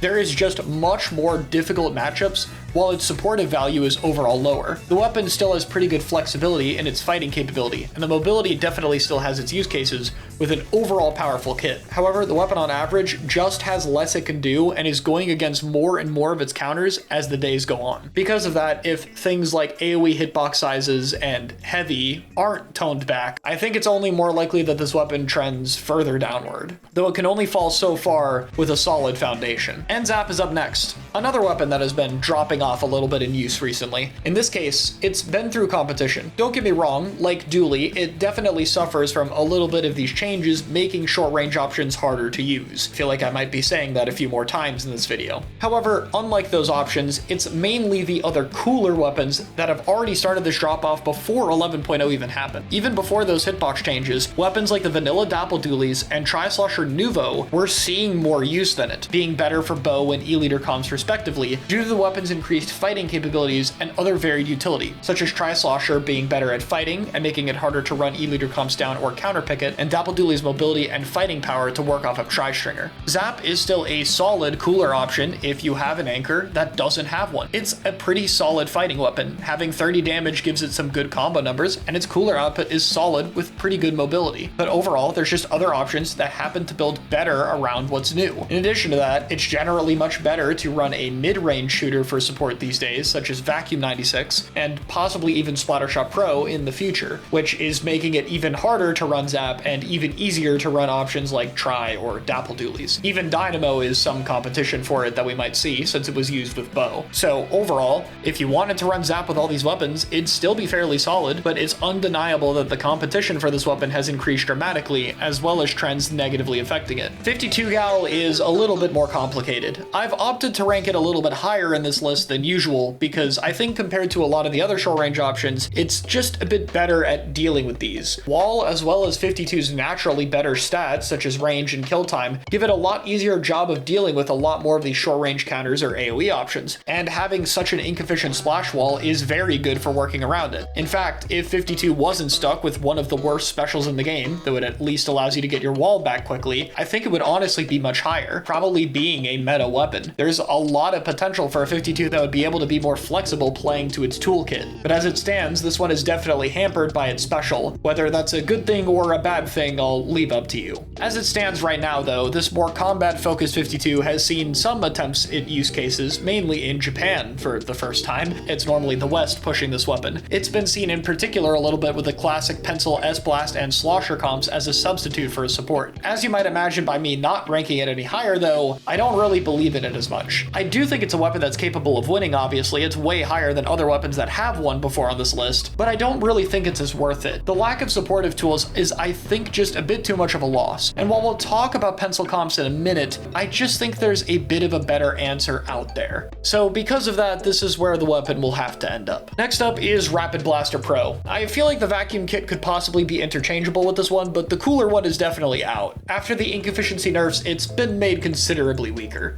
Rapid Pro is another good option for blaster players to flex to, but it's not really self-sufficient as its own anchor anymore. You can do it, but I think the best rapid comps are on very long-range maps paired with something like Pencil, or maybe Heavy plus Tri-Slosher, or like a Wellstring, or something else that's kind of strange. Point being, I don't think it could be the solo anchor anymore. It also probably cannot be the only solo cooler option on a weapon comp anymore. It was already a tough sell before, but the added ink efficiency changes only make that harder to justify, which is really unfortunate. Can we make the cooler one 180p? That would be kind of nice. The other rapid kits are fine. As a weapon, its uptime does feel more fairly balanced, especially given the radius size increase that it got, so I don't mind the state that it's in. But I think the weapon kit's being overall a bit weaker because of Toxic Mist on the vacuum kit and Whale on the Whale rapid kit, since this is one of the few weapons that actually works with Dart pretty well. Because of those factors, I think that the weapon just ranks about here. It's a fine option in the right scenarios, but being able to use it everywhere or as the main anchor is probably over for this weapon. Next up on this list is Dreadringer. It's managed to secure a tournament win, so for everyone who is saying the Reef Slider changes would have mattered, yeah, surprise it doesn't. Yes, Reef Slider has been changed quite a bit, but it's still capable of capping zone with enough special power-ups sadly, so maybe we need to nerf it for a third time and do it properly this time. That said, Zone Sheath is definitely a lot weaker right now. It requires help in order to work consistently, and you have to do it much closer to the zone. Instead, it's just the fact that not only is Dread still a pretty good weapon that is totally fine dealing with a lot of the meta changes, but Reef Slider is overall a stronger special, as the more consistent 220 hitbox and larger hitbox size has made it more likely for Reef Slider to be able to secure picks.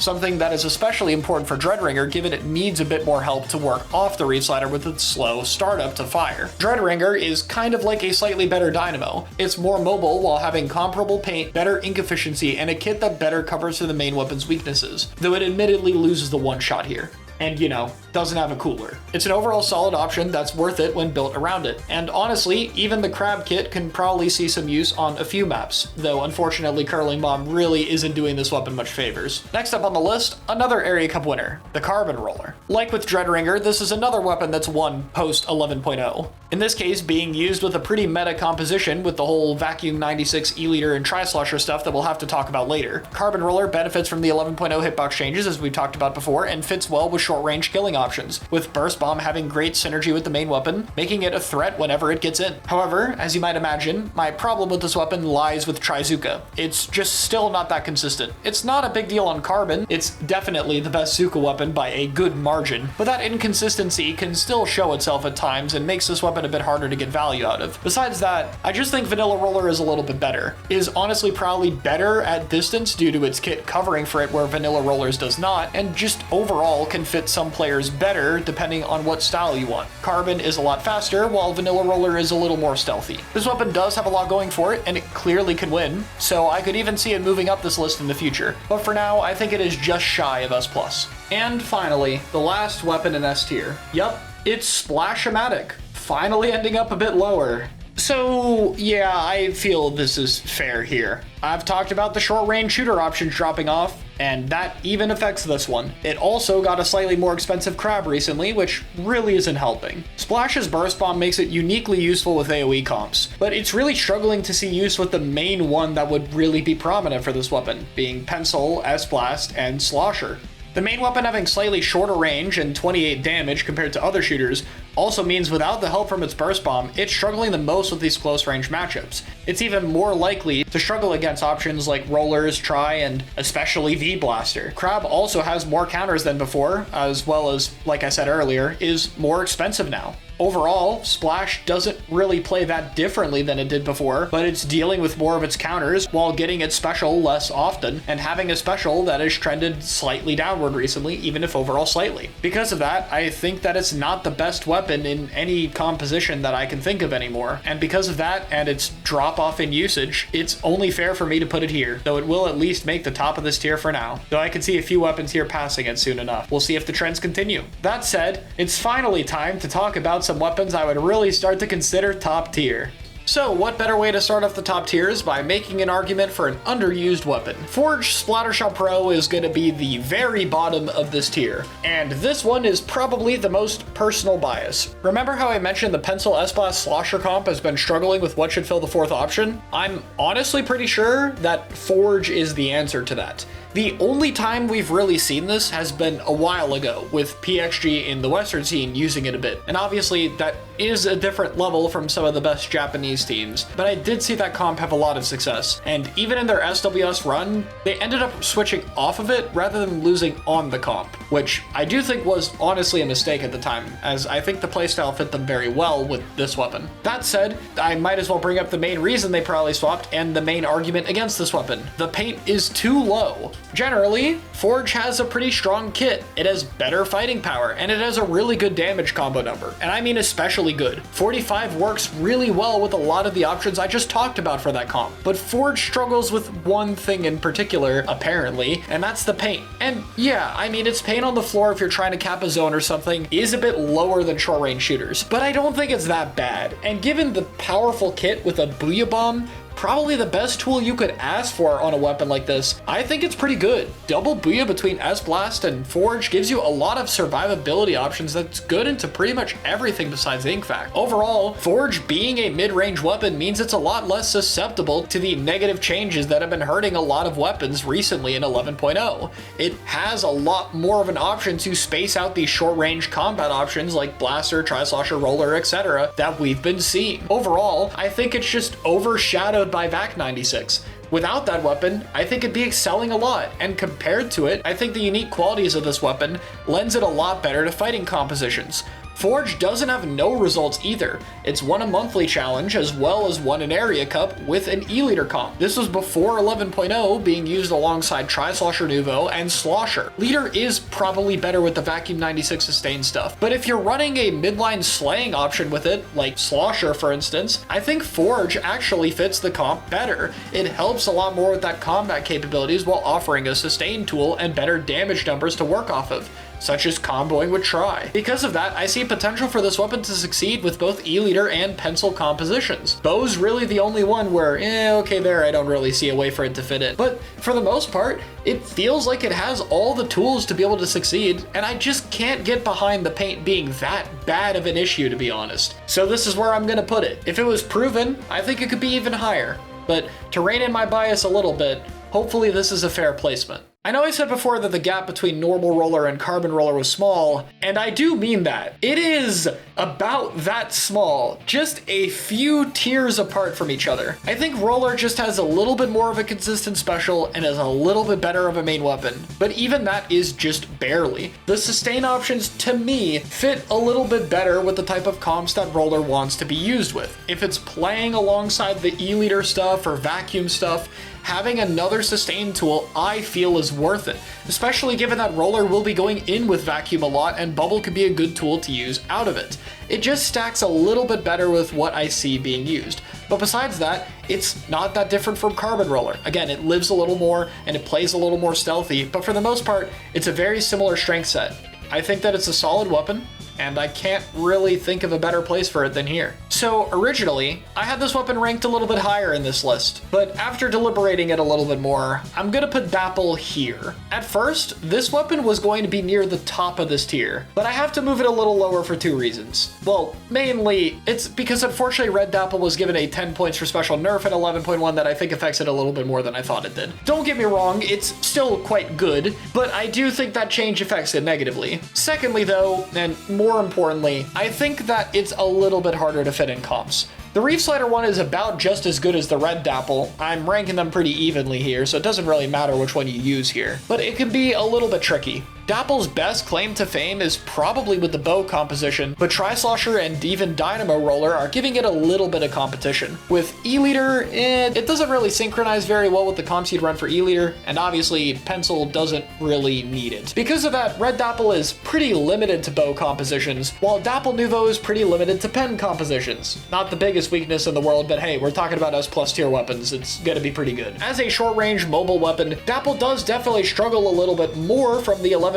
stuff that I talked about earlier, but the insane mobility of the weapon, as well as also being one of the biggest beneficiaries of the hitbox change, means that I don't think it's affected as negatively as other options. It's one that's built to compete and stand out despite all of the negative trends, which is pretty impressive. Dapple has very good mobility and short-range kill time, but is also very difficult to use, with weapon kits that can be inconsistent in their value depending on how it's played. Because of that, I think the weapon's difficulty is what ultimately makes me rank it just a little bit lower than I would have of before, but it's still a pretty good spot for a very underrated weapon. Next up is going to be mini splatling. So mini splatling's obviously dropped off a little bit. Part of that is just people figuring out the weapon a little bit more, but it's also of course due to Ultra Stamp being a little bit weaker when Vanilla Mini is one of the main players using it. It has a very powerful kit, good mobility, and a bit more range than other short range shooters, with high ink efficiency and better paint than most short range shooters as well. The special on it can be a little bit inconsistent at times since you have to depend on the throw mode a lot, but you still get a ridiculous amount of them to help make up for that, and it's still a very good special to have.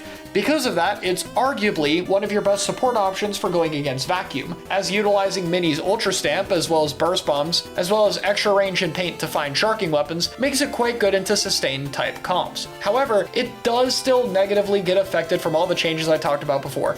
Weapons like Mini Splatling, Tri-Slosher, etc. are still tough matchups for it, and ultimately, I think the mid-range support options of something like VAC 96, or, running Heavy Splatling, which I'll talk about in a bit, is still slightly better. That said, Mini Splatling is still a very powerful option, with a decent amount of flexibility between this and the Zinc Mini Kit, even if the Zuka one isn't as worth using anymore. It's a solid weapon with very good stats in a very solid placement. It's barely lacking compared to the other options further ahead. The last of the Splatanas here is Mint Decapitator, making its way into S+. The weapon's dropped off a little bit recently, as the hitbox changes have more negatively affected it than positive, as it's a bit of a larger target. However, Mint Decapitator is still pretty solid. The main weapon is pretty good into Ink Vacuum as one of its main counters, if anything a little more consistent than the other Splatanas, and Big Bubbler is still very good at working with sustain options. Outside of that, Mint does exactly what it did before. It's pretty solid at getting kills and sharking at times, while also having solid mobility if you can utilize the dash slash properly, and very good damage and solid paint for a fighting weapon. The main thing that's affected it more negatively is, well, the range value that it fights in gives it some hard matchups. In particular, I'm gonna say it again, V-Blaster is a very hard matchup for this weapon. So there's just a few more things that can deal with it better than it did before, and again, the hitbox changes make it a little bit easier to fight against. But overall, still a very good weapon, and absolutely worth playing for any sword user. It's kinda unbelievable to think that Tri-Stringer is really this high up the list now, but the developments with the weapon just have been doing well. It's overall a solid option, at least the Incline kit is for sure. Sprinkler and Super Chumps give this weapon ridiculous paint output when paired with the main option, and the weapon's insanely high ink efficiency and low whiting frames allow you to keep uptime very effectively if you're cycling Super Chumps as an ink tank refill. The weapon has pretty solid mobility for a backline, but its main claim to fame is AoE and paint both in one package. The one-shots for this weapon aren't very consistent or anything, so that's not going to do it too many favors, but the fact that you can have a backline that can hit around corners and also paint so much of the map does open up a lot of unique compositions, even more so now that there are more viable cooler options that work with it, like Tri-Slosher or Dapple Doolies. Because of that, this weapon just has a lot of strengths it can play to, even if it's not amazing at any of those. The AoE isn't super great by any means, the one-shot's a little bit inconsistent, and the special is kind of mediocre even if it works with this weapon a lot. But combined, this weapon still just has a ridiculous amount of strengths and very few weaknesses. Its matchup spread is overall pretty solid, and it can enable a lot of comps properly. It won with VAC 96 stuff before anything else due to covering a lot for AoE, and it still works and gets pretty solid placements nowadays. It seems to slot in with a lot of good meta options, and the main weapon has a lot of reasons to be picked. That said, it's still a difficult option with a mediocre special, so this is about the highest I feel I can place it.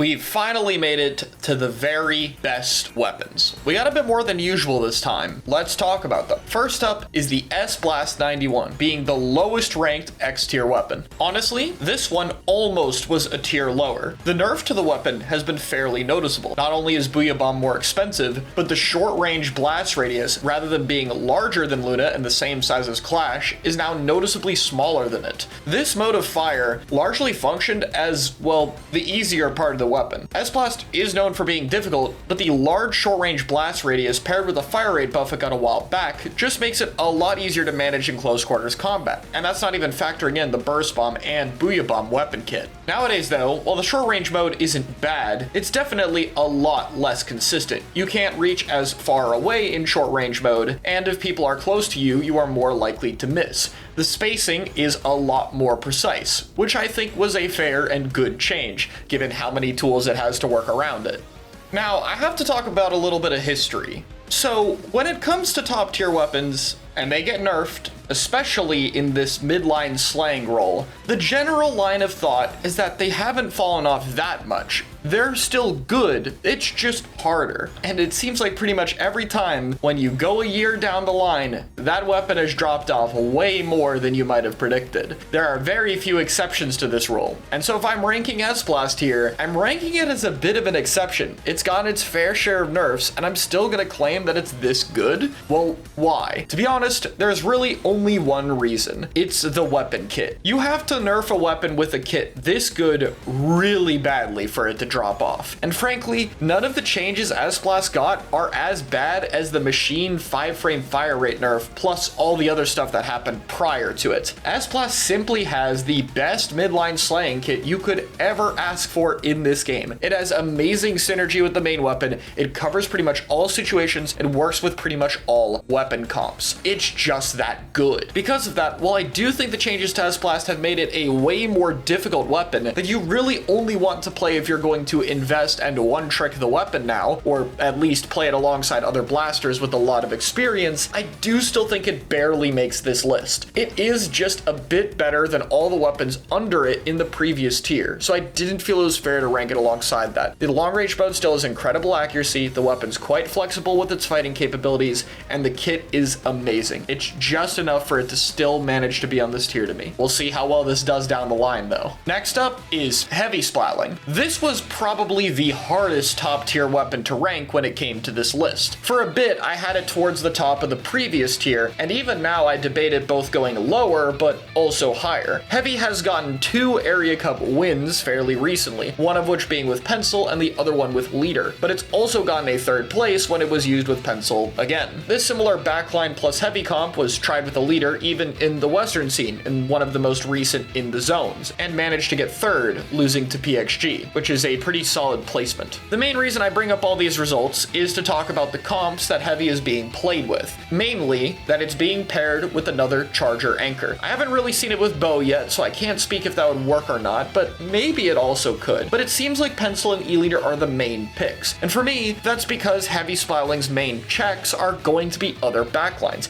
It's very good at fighting short-range weapons, and it's even pretty good at fighting most mid-range options. So really, anchors are the only big counter to it. Pairing up with another anchor, while it can create some slow speed at times, ultimately covers a lot of those matchups. It also allows your distance pressure and paint to be astronomically high. If you pair it with an E-Leader, the double wave breaker gives a lot of location utility and weapon uptime, while Leader covers sightlines and you cover paint. With Pencil, the paint output is frankly ridiculous, and the mobility of Pencil makes it a little bit easier to take varying different positions. In both cases, Heavy more takes up the support and paint slot than anything else. Because of that, it's either paired with double Slayer, assuming you have a Pencil, or Tri-Slosher and another slaying weapon, assuming you have an E-Leader. And I just think this composition is ridiculously strong. The location effects are very useful with the extra short range and shark heavy Slayers in the meta, as well as the insane special output is very rare to find on weapons these days. It is the strongest paint in the game with some of the craziest paint range in the game, making it incredibly easy to do so, while it also has good uptime and solid fighting capabilities. Heavy is a weapon that forces you to go and confront it in order to deal with it,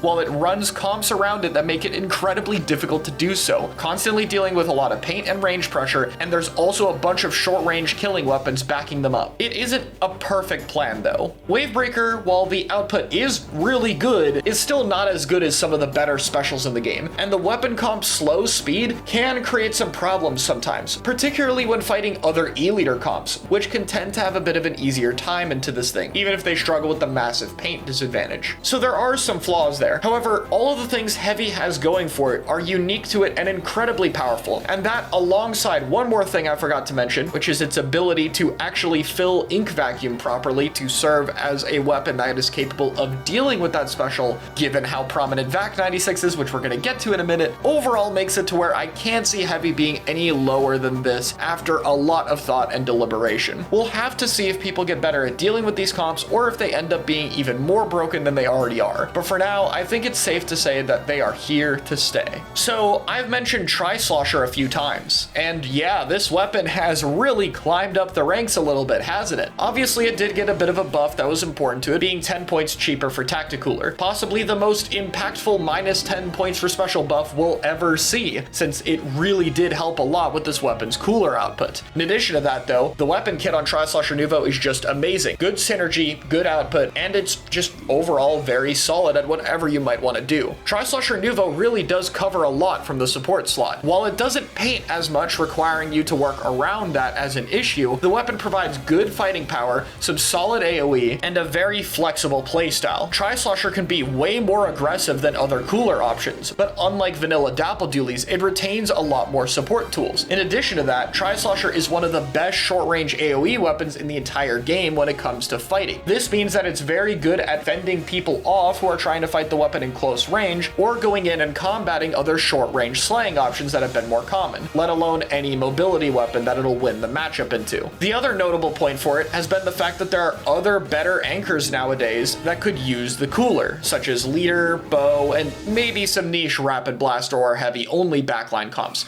all of which would want this weapon. Tri-Slosher has been the main anchor being used for both bow and E-leader right now, and both of these weapons really benefit from it.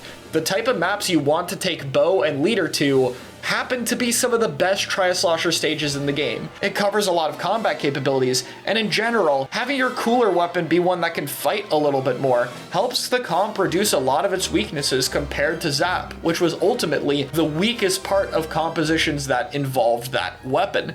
In other words, Tri-Slosher existing and being as good as it is and synergizing so well both with and against so many meta options basically upgraded a lot of the weapons that might want to play alongside it, like bow and leader. In fact, I'd say it's probably the single most responsible thing for those types of comps being better, which I do think is a good thing. If it's not obvious, I actually kind of like Tri-Slosher. I think in the role it has right now, having to balance its more supportive aspects adds a little bit more skill to the weapon. The kit is very fun to work around, and the type of comp building solutions that it provides allows a lot more comp diversity, and it's especially needed on a special like Tacticooler. I honestly really enjoy the spot that it's in, and I think this is the kind of thing we need to see from more cooler options. They do need to be this good to enable different options to be used alongside it, and I like that Tri-Slosher has been helping with that quite a bit. It's a good option. We've reached the top 5 now, and I think it's really indicative of some meta shifts that number 5 is going to be Pencil. Yeah, we've fallen off a little bit here. Now, Pencil is still a really good main weapon, don't get me wrong. It's still winning, it's obviously still very good. However, there is one big shift that has been hurting Pencil a bit. The main type of comps that Pencil wants to run does not synergize as well with some of the new meta options. Pencil really likes the S-Blast Slosher composition. It's the main thing it works with, and that comp is currently struggling to find a fourth weapon that works with it. The Vacuum 96 sustain stuff doesn't really synergize as much with the massive AoE options. Not that it's an unviable comp or anything, it's just not the best idea for that weapon. S-Blast is also very difficult to run, and while Vanilla Blaster can substitute for it, I do think you ideally want S-Blast in the toolkit it provides. I think there are solutions to this problem, such as Forge that I talked about earlier, or more faith in Vanilla Mini-Splatling, but regardless, it is becoming clear that these kind of comps are harder to run. They are more difficult to fit in properly, and they're dealing with options that can counter it. Sustain is partially as strong as it is with options like 96's Ink Vacuum because it's good into this specific weapon composition. Pencil also locks you out of running Tri-Slosher without running double cooler, which isn't a great option to do. Besides that, I actually don't have a lot else to add. Pencil still covers cooler, a lot of paint, backline matchups, and so on. E-Leader is really the only one that it's struggling against recently. And even then, it's not that bad a matchup. You can play it. So overall, Pen still has options here. It's likely that the future for the weapon is going to involve either Pen Heavy plus 2 Slayers, or we're going to find an answer to the S-Blast Slosher Pen composition. But we'll have to see. Either way though, I think there is a slightly, and I do mean very slightly, better option now. And that of course has to be E-Leader. I think E-Leader just synergizes better with the sharking short-range weapon compositions that we've been seeing and with sustain. These sustain comps don't have a lot of combos to them, and they tend to have a lot more paint output. This means that Pencil covering that paint output, that cooler slot, and those combo numbers aren't something you really need. You're going to have a Tri-Slosher to cover Tacticooler. You are going to have weapons that have a lot less of a combo focus, and you're going to have more paint on your team comp. So what do you need more? You need options that can help those weapons out. Location utility, like Ink Mine and Wavebreaker, is better for that. And having a more self-sufficient anchor that can find kills and take up positions by itself that needs less help from the team, other than a weapon to cover it being ran down, which you know the entire comp already does, means that E-Liter synergizes much better with these playstyles. Matchup-wise, E-Liter also doesn't have many big problems. It could struggle a little bit with the insane paint output recently, but it can deal with pretty much any anchor it comes up against. Yes, it's a bit of a comp deficit when it comes to some attributes, but those comp attributes are easier to cover now than they have before. E-Liter being ran with Zap and double AoE stuff is still okay as well, but I think that's still better with Pencil. It's these newer style of compositions that ultimately give the weapon a little bit more strengths. And at the end of the day, I think that slight edge is enough for it to surpass Pencil and be the best anchor in the game. And to talk about it any further, we have to talk about the last weapon of these new main compositions. The weapon that shaped the meta around it more than anything else besides one more option on this list, and by far the best traditional support and shooter on this list. And it's Vacuum 96 Gal. So obviously there are some things about this weapon that you can probably gather from what I talked about thus far. It's not a short range shooter, it's a mid range shooter, which means it's probably going to be better into a lot of the meta options and better at synergizing with them since it covers the range. But of course it also has to be the weapon kit. Like the main weapon is solid, but it's not amazing by any means. It paints a lot, it does a good amount of damage in one shot, but it struggles to kill consistently, it has bad mobility, and so without tools like the 96 Deco's wall, it can't really be a complete slayer. It has to lean more supportive, but that's where this weapon gets bailed out by its kit. Sprinkler and Ink Vacuum. Ink Vacuum is 190p, which is incredibly cheap, both in general, but especially for support shooters where all its competition has been getting plus 10 points for special. This is super cheap, and Sprinkler only makes it easier to get, to the point where one of Ink Vacuum's main strengths is how frequently it's able to get it throughout a game. The amount of time you are able to put up a 1200 HP barrier that does not have object damage multipliers is really insane. Vacuum does have its fair share of counters, but those counters are weaker. Its lower output is the main thing that can balance it a lot of the time. You can't have it ready to make it worth it for most weapons, but this is the exception. You get it more often than pretty much any other meta-relevant weapon will ever get their specials, which means you can use it to initiate first, you can use it to counter other options like their specials, or just for general sustain comps. And because it synergizes so well with all the new stuff that has just been buffed in 11.0, all these slower weapons that really need a way to take space more easily, it has enabled comps we have never seen before, because normally the mobility would be such a problem on something like this, but the vacuum spam allows this to work. Vac 96 was something that I didn't fully get on board with at first. I did realize that it got a lot better from the vacuum changes, but I didn't think it could be this good. And I do think part of it is 11.0 stacking on top of it. But now that it's won so many tournaments, that it's been used more often, and we've got to see it work with and against so many options, I think it's undeniable that it is top 3. What an insane weapon to end up at the top of this list. But there are still 2 weapons that are better. 2 midline slaying options that I just think are too good. The first one is Bucket. It feels like every time I talk about Slosher, I have less to say, because truly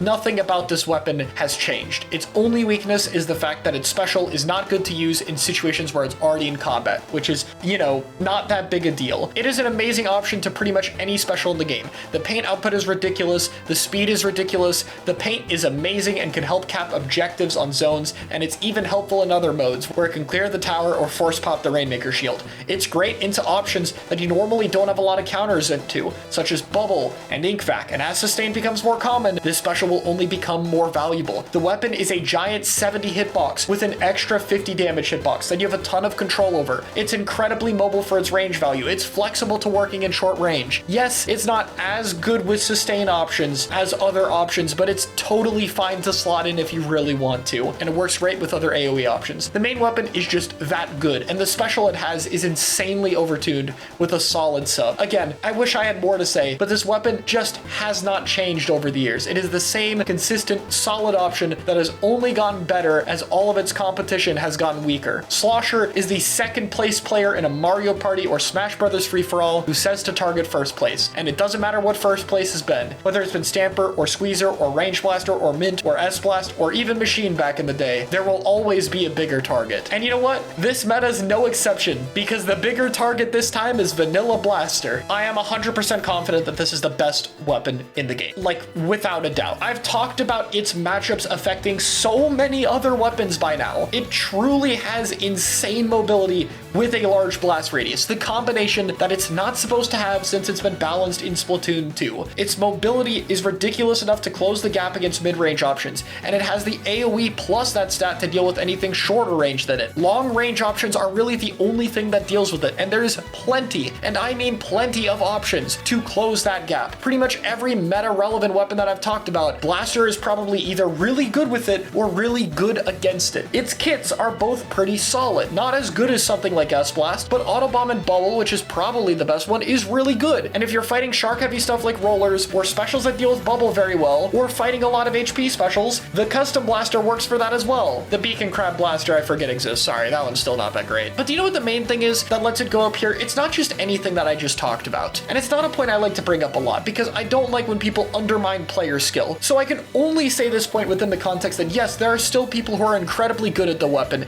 There is still a skill ceiling to be pushed. This is still a difficult game, and Blaster absolutely has a lot that you can prove at it. That said, Blaster, compared to a lot of the other best slaying midline options over the years, is just easier. The skill floor is much lower. The mobility stat that it has, the radius size, and its overall playstyle lends to a lot easier of an overall game plan. There are less things that can go wrong because there's inherently less stuff to execute. Let's compare it with S-Blast, for example. S-Blast has 2 modes of fire, a harsh ink consumption with its burst bomb, and its mobility is more limited while its long-range blast radius is small. Obviously, the weapon was still really good. At one point, it was better than it, but that weapon still had a lot more stuff it had to manage. Nowadays, when S-Blast is properly balanced and properly difficult, I don't really mind it as much, and I think for most people, it's the same deal. Blaster needs changes like that. I don't mind the weapon being good in this meta, but I don't like how it's good because its main weaknesses and identity got eroded to pieces. This is supposed to be the smallest blast radius on one-shot blasters, and that is supposed to be the downside for having the most ridiculous mobility out of the one-shot blasters, better mobility than Luna Blaster has, and that identity got demolished in 11.0. It is inherently flawed changes that need to be readdressed more than just 10 points for special on a weapon. As it stands right now, Blaster is also the best weapon at working with either comp style. If you want to use it with the pen chip damage stuff, you can swap it in for your S-Blast. If you want to use it with the sustain stuff, it works great with that. You will not find a comp in which this weapon is bad with it, and because of that, you will find this weapon everywhere in high-placing prominent tournaments, whether it's in the West or Japan. At the end of the day, it's not a weapon I enjoy being this good, and, you know, I hope that I've been able to explain it without showing too much bias against the weapon. But I unfortunately think that this causes a lot of negative problems, and I can't deny the weapon's overall strength. As we get to the end of this tier list and we talk about my concluding thoughts on everything, I am very mixed on things.